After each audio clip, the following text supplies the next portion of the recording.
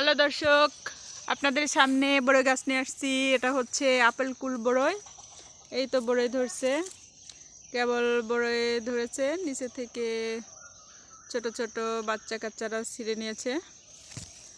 এই তো বড়ই,